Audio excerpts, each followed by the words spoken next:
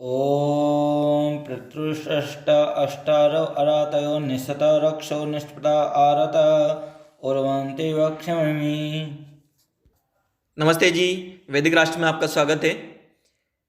आज आपके लिए हम यजुर्वेद के अगले मंत्र की व्याख्या लेकर आए हैं। आज यजुर्वेद का 7वां मंत्र प्रथम अध्याय का। इस प्रथम अध्याय में 31 मंत्र हैं। यजुर्वेद मुख्यतः कर्मकांड पर आधारित है। इस यजुर्वेद के प्रथम अध्याय के 7वें मंत्र की व्याख्या कल्याण के मार्ग पुस्तक के अनुसार हम आपके लिए लेकर आए हैं। इस पुस्तक के लेखक और इस लेख के लेखक हैं वैदिक विद्वान डॉक्टर अशोक आर्य गाजियाबाद से।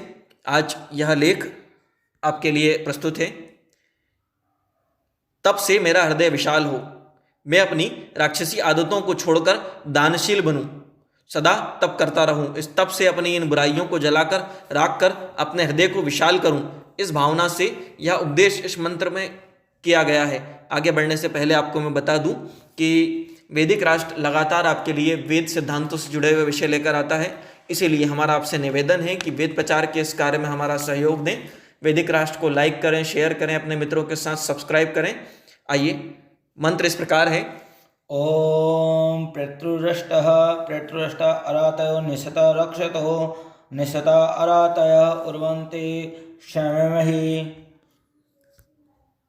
इस मंत्र में 4 बिंदुओं पर प्रकाश डालते हुए उपासक प्रभु से इस प्रकार की प्रार्थना कर रहा है।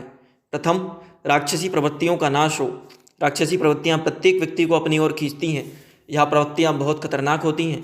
जिसमें भी घुसती हैं, जिसे भी घेरती हैं, उसका अल्पकाल में ही नाश हो जाता है।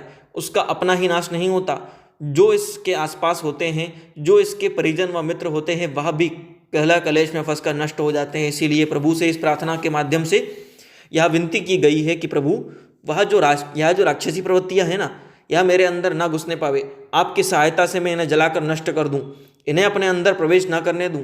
यह भाव है कि अपने हित के लिए औरों की हानि करने वाली जितनी भी भावनाएं हैं वह मुझ में प्रवेश ना कर सकें, मुझ में पैदा ना होने पाए। मैं अपने सुख साधनों को बढ़ाने वाले के लिए किसी के भी दूसरों को हानि ना होने दूं, सबके हित का सदा ध्यान रखूं। द्वितीय, दान देने के पश्चात ही खाऊं। इस मंत्र में जिस दूसरे बिंदु पर विचार किया गया है वह दान की प्रवृत्ति है। जीव नहीं चाहता कि वह सदा ही अपने हित साधन में लगा रहे, वह परहित का भी ध्यान रखना चाहता है। इसीलिए प्रभु से प्रार्थना कर रहा है कि वह उसे इतनी शक्ति दे कि वह अपनी दान न देने वाली आदतों को नष्ट कर दे। अपने हित का ध्यान न रखते हुए सबकी सब संपत्ति अपने हित में व्यय न करे, औरों के हित का भी ध्यान रखे, औरों को भी ऊपर उठाने का यत्न करे। जीव चाहता है कि वह सदा त्यागपूर्वक प्रभु की दी हुई संपत्तियों का उपभोग करे।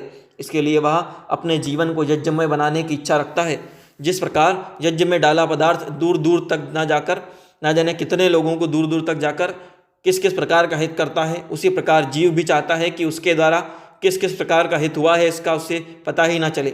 वह जो भी दे गुप्त रूप से दे, गुप्त दान के रूप में दे। इस प्रकार जीव चाहता है कि जिस प्रकार यज्ञ शेष को सब में बांटकर फिर बचा हुआ अपने लिए उपभोग किया जाता है, इसी प्रकार सब में बांटने के पश्चात बचे हुए धन का ही प्रयोग अपने लिए करूं। जो मेरे पास है उसे जनहित के कार्य में लगाऊं, जो बचे हुए शेष को ही अपने लिए प्रयोग में उपयोग करूं। तीसरी, तप से दान की प्रवृत्तियां आती हैं। मंत्र कहता है कि तप 2 कार्य करता है। वह राक्षसी और अदान की आदतों को जलाकर राख कर देता है और दान की आदतों को बढ़ाता है। इसे ही ध्यान में केंद्रित कर मंत्र कह रहा है कि उपदेश कर रहा है कि राक्षसी प्रवृत्तियों को दूर करने के लिए तपश्चर्या करें। दान न देने की आदतों पर भी विनाश करने के लिए इनका तप करें। तपश्चर्या, प्रभु का स्मरण, प्रभु के समीप आसन लगाने से हमारी जितनी भी राक्षसी आदतें हैं वह जलकर नष्ट हो जाती हैं। दान न देने की भावना भी दूर हो जाती है। हम दूसरों के सहायक बनकर उन्हें भी अपने ही समान ऊपर उठने के लिए सहयोग करते हैं। अपने धन को दान रूप स्वरूप सहयोग के लिए उन्हें दे देते हैं। जब हमारे अंदर भी भोग की वासना की प्रवृत्तियां नष्ट हो जाएंगी तो औरों को हानि देने का तो हम सोच भी नहीं सकते। हृदय की विशालता से देव बनते हैं। दान से हमारा हृदय विशाल होता है। हृदय की यह विशालता हमें देवत्व की ओर ले जाती है, उन्नति की ओर ले जाती है। इस कारण से ही तप करने वाला व्यक्ति सदा अपने हृदय को विशाल बनाने का प्रयत्न करता है। उसे जीवन का कोई भी कार्य कभी भी स्वार्थी बनकर हृदय को संकुचित करके नहीं किया जाता। वह सदा खुले मन से दूसरों के हित को सामने रखते हुए सब कार्य करता है। उसके अंदर की यह विशालता ही उसके हृदय को पवित्र बनाती है, पवित्र रखती है। यही वह कारण है जिसके अंदर भोग की इच्छाएं कभी जन्म नहीं ले पाती।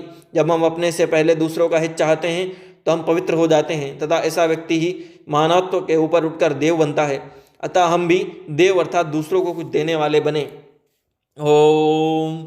प्रस्तुत लेख के लेखक हैं वैदिक विद्वान डॉक्टर अशोक आर्य गाजियाबाद से।